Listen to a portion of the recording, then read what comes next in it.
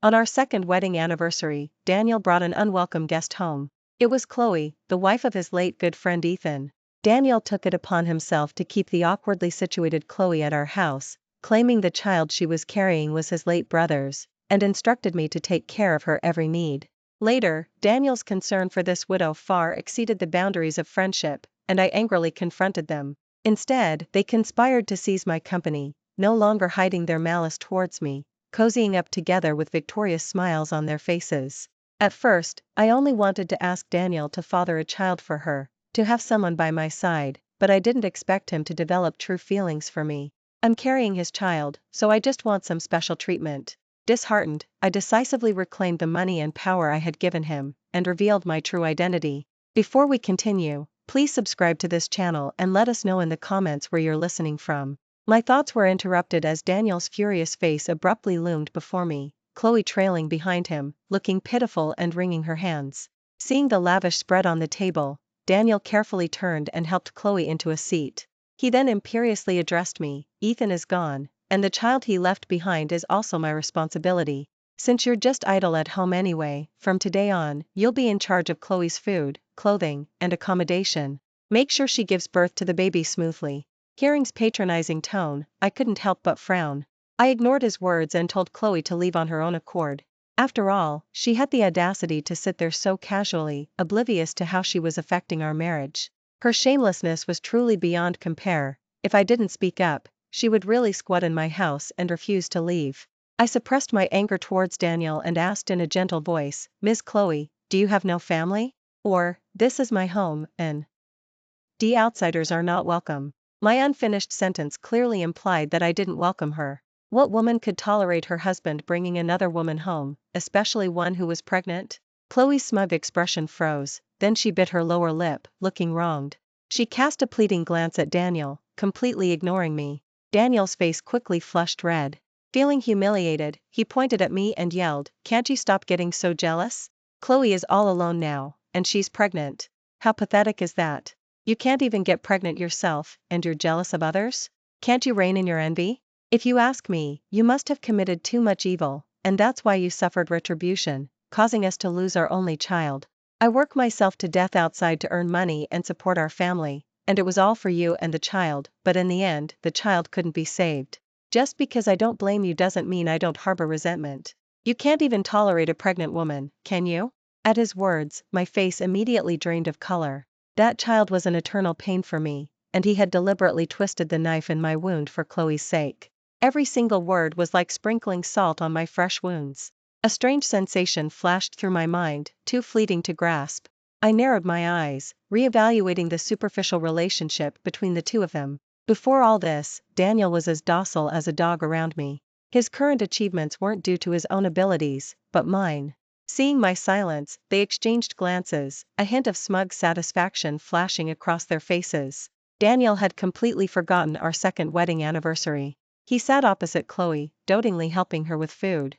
The dishes I had carefully prepared were all being devoured by them. They ate cheerfully, completely ignoring me standing by. This made my blood boil. I walked up to the table and flipped it over.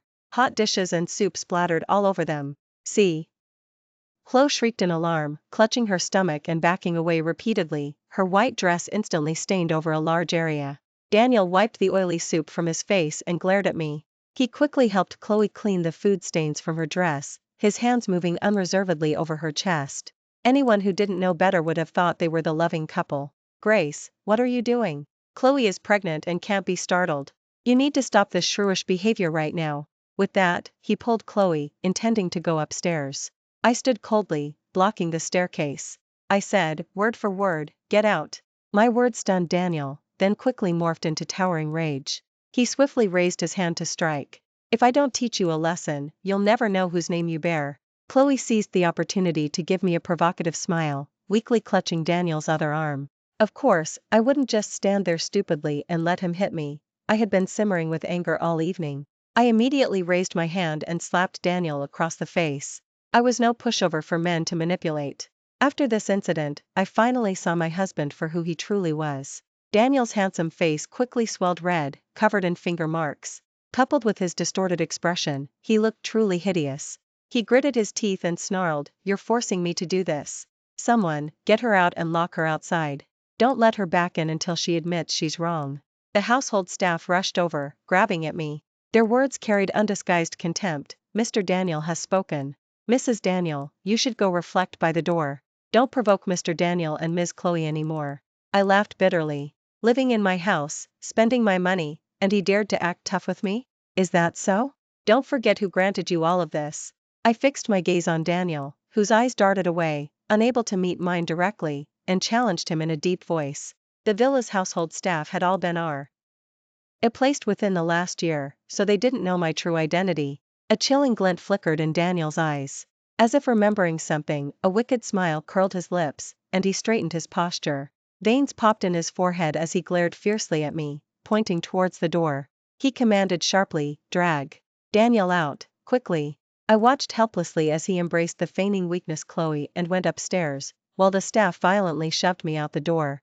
The door slammed shut with a bang, leaving me, thinly dressed in the dead of winter, stranded outside alone.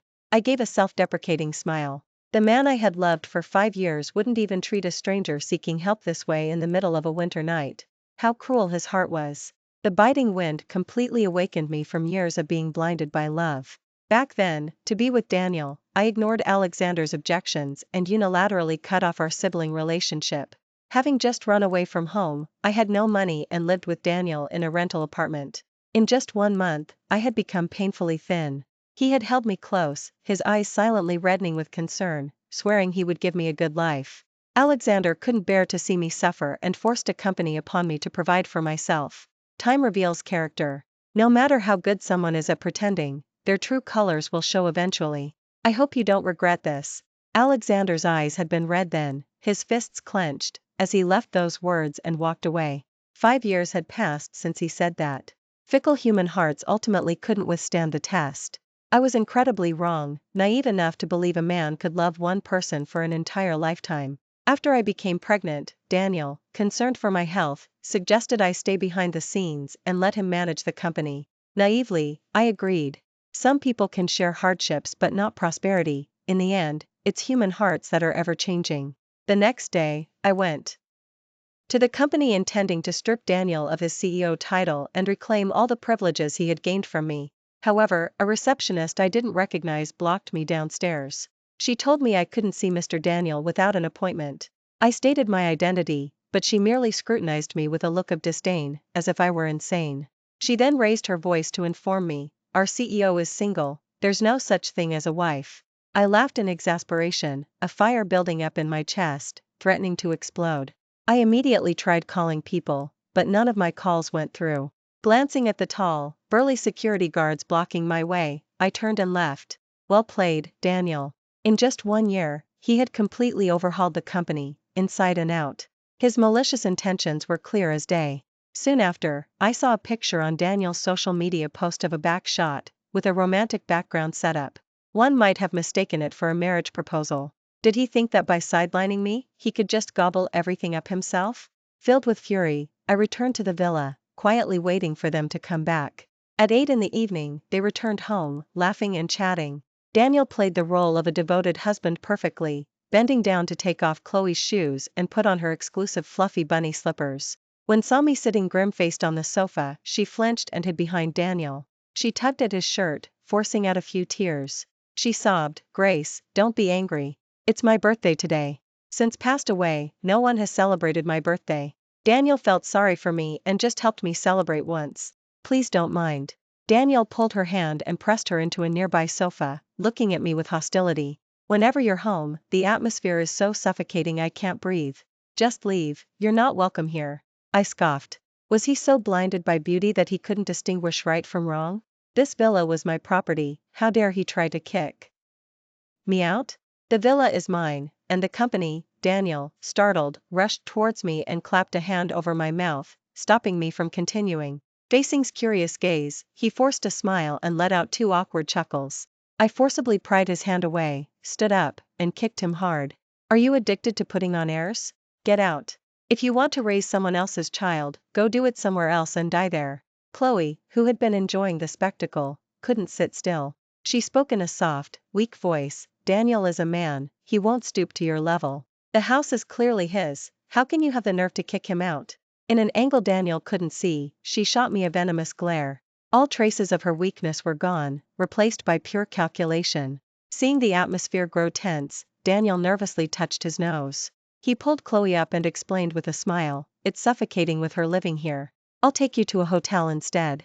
Chloe, however, inexplicably raised her chin and grabbed Daniel's arm. "Daniel, sometimes it's not about fighting for bread, but fighting for respect. She's completely walked all over you, and you're still protecting her? You are the man of the house." Hearing this, I sneered. Was he still stuck in an outdated patriarchal mindset? Daniel was now like a man on a hot griddle, perhaps for the sake of his last shred of male pride. He gritted his teeth, dragged me out the door, and slammed it shut. I suppressed my anger, dialed a familiar number, and whispered, "Alexander, I was wrong." Stepping into the night, I walked away, determined to reclaim all the love betrayed and everything I had given. Returning to the home where I grew up, my nose suddenly stung.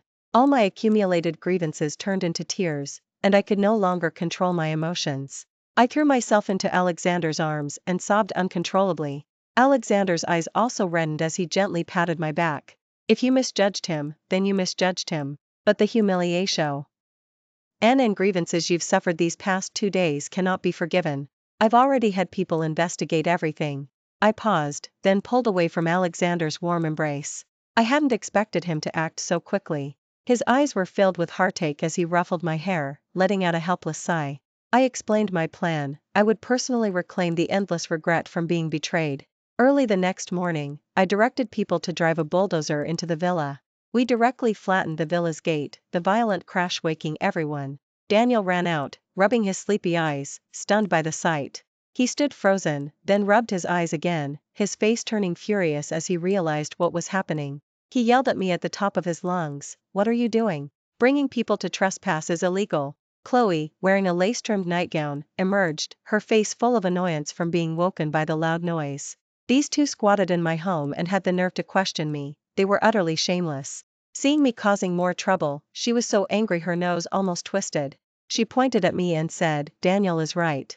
You brought so many people in here, don't you think we'll call the police?" The household staff stood in a bewildered line.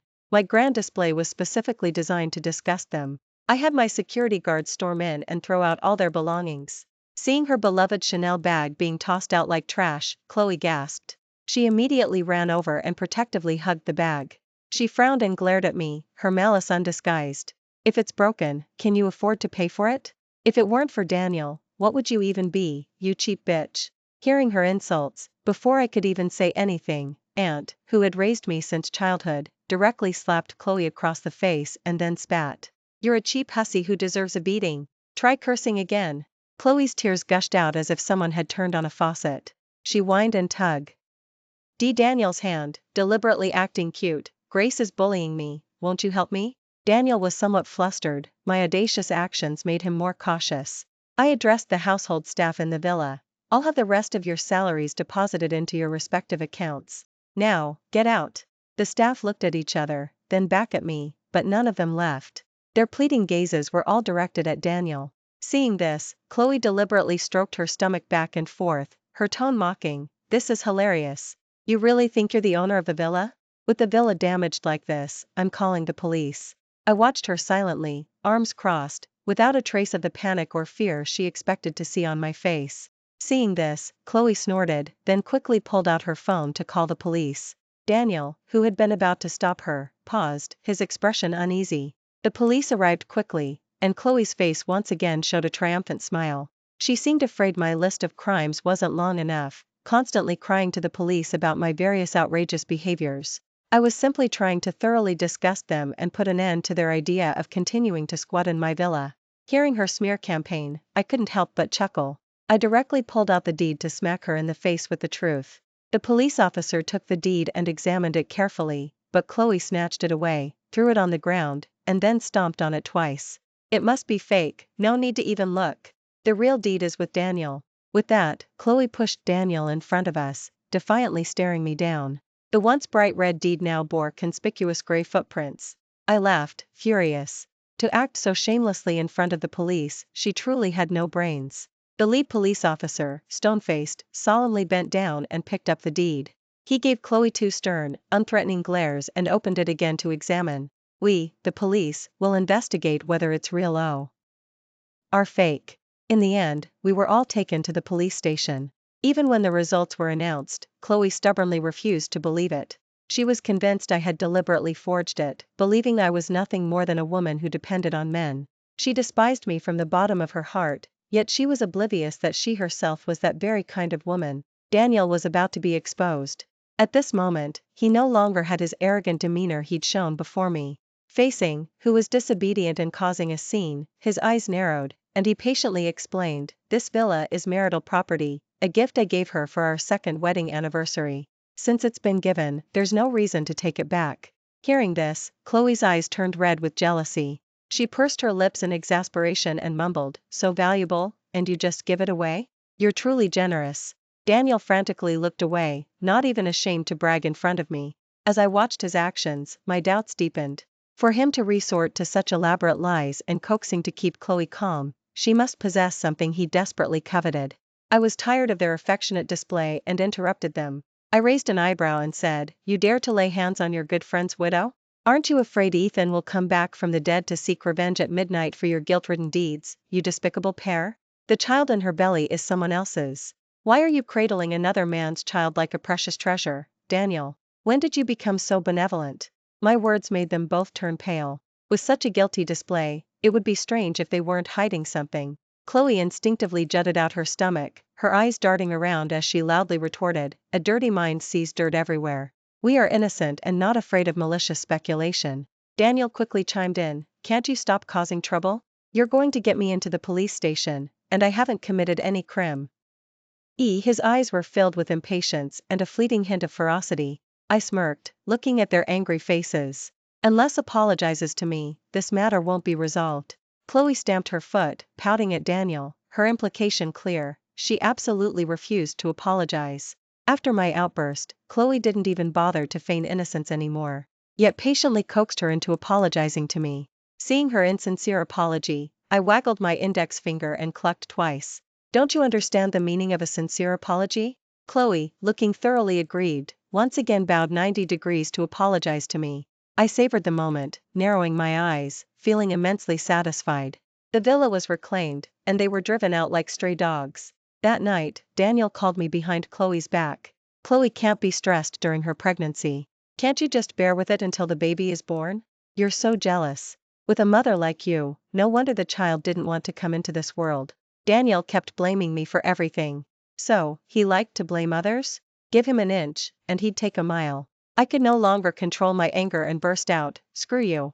You have the nerve to mooch off her, but not the guts to admit it. Calling you a coward is an insult to the word itself. I forgot to tell you, the natural miscarriage happened because your sperm quality was poor. I was kind enough to consider your male ego, but here you are, putting on a show in front of me. Been CEO for a few days and forgotten your place?" On the other end of the phone, his furious roar exploded, "You're completely unreasonable, you bitch. Was that all it took to break him? What a worthless piece of trash." Then someone kicked him flying, and he fell flat on his face. The security guard uncle protected me, glaring at Daniel. He cursed loudly, "You worthless piece of trash. How dare you let someone hit our miss, you heartless beast."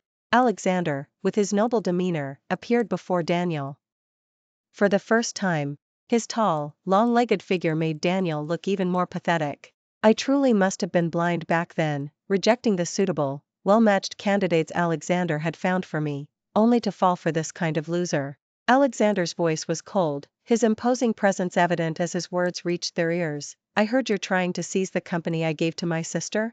Are you the legal representative? So eager to kick people out, building your fortune by mooching off her, and now that you've gained some wealth, you're abandoning your wife who shared his hardships? Daniel, is it? Well done. I'll remember you." Daniel was dumbfounded, his arrogance from earlier had completely vanished. Fear gradually crept onto his face, and he dashed into the company. He quickly signaled the security guards to close the main gate. Separated by the transparent glass door, Daniel and I stared at each other across the distance. He had completely chickened out. Chloe shrieked, running over and frantically pounding on the glass door. She cried, "Let me in. I'm not inside yet, Daniel." Daniel ignored Chloe's pleas at the door. Confused, she looked at us again, her emotions somewhat unraveling as she yelled, "Grace, you bitch, don't think I'll be scared just because you brought some helpers." The next second, a security guard slapped her across the face. "Insulting Grace deserves a beating." I chuckled, it felt good to have someone backing me up. Alexander ordered his men to smash open the glass door. At that moment, he was filled with murderous intent. Having witnessed my humiliation firsthand, Alexander's anger only intensified. Chloe directly lay down in front of the entrance, acting shamelessly. Out of the corner of my eye, I saw Daniel let out a sigh of relief, and a disdainful smile played on my lips. He was utterly deluded. "You want to steal a company in broad daylight? No way. I have a baby in my belly. If anything happens, you'll be committing murder." No one paid attention to her words, and I deliberately stepped over her. As we stormed in, Daniel, who had been trying to hide, steeled himself and came forward. His face was wreathed in smiles as he said, "Oh, it's Alexander. I'm so sorry, I was momentarily blind and didn't recognize you." Anger surged from deep within Alexander's heart, and he personally kicked Daniel to the ground. He smiled contemptuously, his voice filled with disdain. "What kind of person are you? If my pure and kind sister hadn't inexplicably fallen for a poor nobody like you, and lost so much weight in just 1 month with you, I wouldn't have felt sorry for her and given her a company as pocket money. And now that's become your capital to flaunt and find other women outside?" The situation escalated, attracting all the employees who had been working. Hearing's words, their eyes widened in shock. Especially the receptionist who had previously blocked me. Her face was deathly pale as she nervously twisted the hem of her clothes, worried about being fired. Chloe, who had climbed up from outside the door, also heard everything. Being deceived like that was not a pleasant feeling. She shrieked and lunged at Daniel, hitting and cursing him. "You idiot. You played me for a fool. I'm going to scratch you to death." These two were together, each with their own agenda. Daniel wanted a child, and Chloe wanted money, a perfect match, indeed. They were both chased out of the company by Alexander's security guards like pathetic chickens. I successfully reclaimed the company and told Alexander with a grin, "Your timing was perfect." I was just about to get a beating. I awkwardly stuck out my tongue, feeling a little guilty, but Alexander flicked my forehead, making me step back and clutch the spot he'd flicked. He looked at me with a serious expression and said, "Don't joke about yourself like that again. What if you get hurt? You're too reckless." My eyes stung, and I nodded, lowering my head so Alexander wouldn't see my overflowing tears. I moved back home, enjoying the long-lost peace. I heard Daniel and Chloe had a falling out. They left the company and had a huge argument in the street. Daniel demanded she give birth to the child, but Chloe, knowing he had nothing, refused and wanted an abortion. During their struggle, Chloe actually miscarried. A hospital check revealed it was a natural miscarriage. Due to poor sperm quality, the baby couldn't survive past 3 months. It was the same situation as my own natural miscarriage. When my subordinates told me, they specifically described Daniel's face. He had turned green with anger. I curled up on the sofa, laughing until my stomach hurt. It was time to put the divorce on the agenda. Alexander brought his people and accompanied me to find Daniel. After a few days, his vibrant spirit was gone, he looked utterly dejected. Seeing me, his face lit up, and he grabbed my hand as if I were a lifeline. I yanked my hand away in disgust. His voice was thick with suppressed excitement. "I knew you'd forgive me. Why did you bring Alexander along? This is about our relationship, no one else can interfere." Alexander's eyes narrowed slightly at Daniel's shameless words. He waved behind him and said softly, "Go give this so-called Daniel a good lesson. If this resentment isn't released, all the suffering my sister endured for 5 years will have been in vain." Daniel, seeing Alexander, was like a mouse seeing a cat. His legs gave out, and he collapsed to the ground. He quickly waved his hands, forcing a sheepish smile. "Misunderstanding, it's all a misunderstanding." He was thoroughly beaten, and the narrow room filled with his screams. After the lesson, he was as docile as a dog again. It wasn't until we brought him to the courthouse that his eyes widened in shock, as if they would pop out. He hunched over, his voice stammering, "I won't divorce." Seeing the security guards waving their fists at him, he quickly changed his tune, saying, "Okay, I'll divorce. But I must get half of the marital property." I smiled and replied, "All right." The villa and the company were both my premarital property. Luckily, I had been prudent back then and secretly got a prenuptial agreement. Greedy and still trying to carve up my assets, he was truly deluded. I presented the prenuptial agreement and evidence of his infidelity and illegitimate child. He was ordered to leave with nothing. After receiving the divorce certificate, he scurried away. Our 5-year relationship finally came to an end. No sooner had I divorced than Alexander eagerly arranged blind dates for me, all heirs from influential wealthy families. I felt a bit helpless but braced myself and went to meet them. However, my thoughts drifted to an old acquaintance, Nathaniel. After so many years, he now possessed an even more mature and masculine aura. We hit it off immediately and had a pleasant conversation. After a few months of getting to know each other, both sets of parents were pleased, and we mutually agreed on an engagement. The wedding was set for a month later, and I spent every day busy preparing for it, getting all the necessary items. My identity as the only miss of the Ching family was announced along with the wedding news. Alexander had protected my identity so well since childhood that the outside world didn't recognize my face. Only a few well-acquainted influential wealthy families knew me. The news of my upcoming grand wedding spread throughout the streets. Naturally, it also reached Daniel's ears. He now stood before me, red-eyed, blocking my path. He knelt at my feet like a dog, desperately pleading with a frantic expression. I was just infatuated by that cheap bitch Chloe and made a foolish mistake. I truly love you. Look, I'm rich again now. I can match your status as Mississippi. I've successfully started my own company, and look at the suit I'm wearing, it costs hundreds of thousands. I coldly watched him desperately try to prove himself, his hidden motives painfully obvious. I said, annoyed, stop putting on an act. You regret mistaking a fisheye for a pearl because of my identity, don't you? Parting ways amicably was the last shred of dignity I gave you. Given our 5 years together, don't be ungrateful. Daniel's feigned affectionate expression briefly twisted into a sneer before returning to normal. Undeterred, he continued to cling to me, tugging and pulling to stop me from leaving. He said urgently, I swear, I really love you. Men make mistakes sometimes, won't you forgive me this once? Business marriages offer no happiness, he doesn't love you, he's just after your money. I'm different, I love you for who you are. Hearing's twisted logic, which was just a play on words, I was furious. I forcibly broke free from his grip and kicked him away. I cursed him, get lost.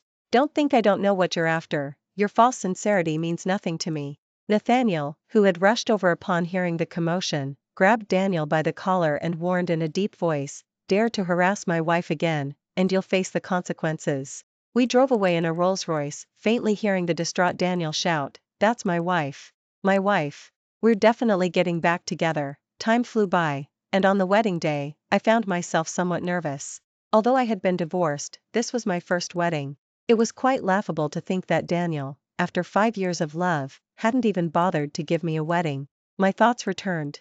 Dressed in a white wedding gown, I linked arms with Alexander, walking step by step towards my happiness.